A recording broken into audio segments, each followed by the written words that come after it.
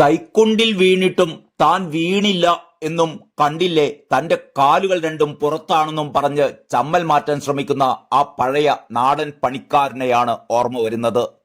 SFIO കേസിൽ മകളും മകൾക്ക് പിന്നാലെ താനും അഴിക്കുള്ളിലാകാൻ പോകുന്നു എന്ന യാഥാർത്ഥ്യം മനസ്സിലായിട്ടും ആ നാടൻ പണിക്കാരനെ പോലെ കണ്ടില്ലേ തൈക്കുണ്ടിൽ വീണില്ല, എന്റെ കാലുകൾ രണ്ടും പുറത്താണ് എന്ന കാപ്സ്യൂളുമായി വന്നിരിക്കുകയാണ് വിജയൻ സഖാവ്. കേസ് കോടതിയിലല്ലേ എന്നും നടക്കട്ടെ എന്നുമാണ് മുഖ്യമന്ത്രി കഴിഞ്ഞ ദിവസം മാധ്യമപ്രവർത്തകരുടെ ചോദ്യങ്ങൾക്ക് മറുപടിയായി പറഞ്ഞത്. അത്ര ഗൗരവമായി കേസിനെ കാണുന്നില്ലെന്ന് കൂടി മുഖ്യമന്ത്രി പറഞ്ഞു വെച്ചു.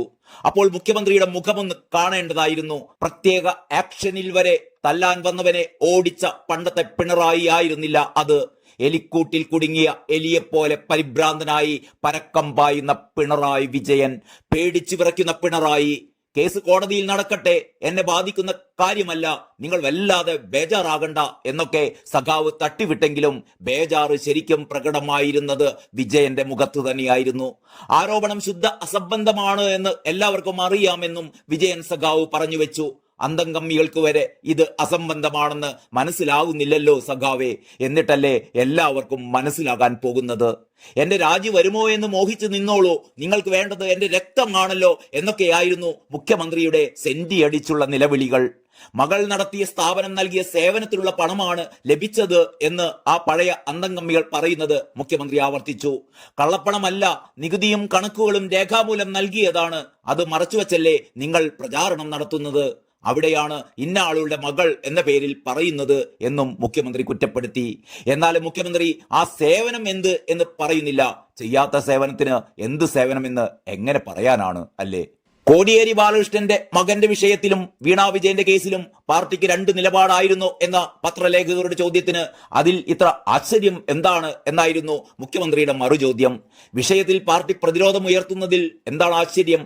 ബിനീഷിന്റെ കേസിൽ കോടിയേരിയെ പറ്റി പരാമർശമുണ്ടായിരുന്നില്ല. ഇതിലാവട്ടെ എന്റെ മകൾ എന്ന് പറഞ്ഞാണ് തുടക്കമിട്ടത്. ലക്ഷ്യം എന്താണെന്ന് പാർട്ടി തിരിച്ചറിഞ്ഞിട്ടുണ്ട്. കോടതിയിലെ കാര്യങ്ങൾ കൂടുതൽ പറയുന്നില്ല. ഇതൊന്നും എന്നെ ബാധിക്കുന്ന കാര്യമല്ല, ഞങ്ങൾ ഇതിനെ അത്ര ഗൗരവമായി കാണുന്നില്ല.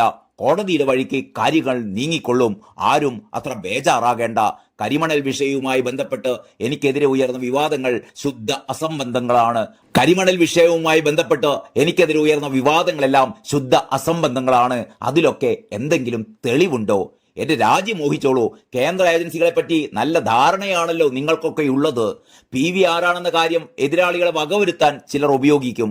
എനിക്ക് ഈ കാര്യത്തിൽ നല്ല വ്യക്തതയുണ്ട്. കോടതിയിലെ കേസ് കോടതിയിലാണ് നേരിടേണ്ടത്, അല്ലാതെ മാധ്യമങ്ങൾക്ക് മുന്നിലല്ല തുടങ്ങിയ തൊടുന്യായങ്ങളൊക്കെയായിരുന്നു കഴിഞ്ഞ ദിവസം മുഖ്യമന്ത്രി വിളമ്പിയത്.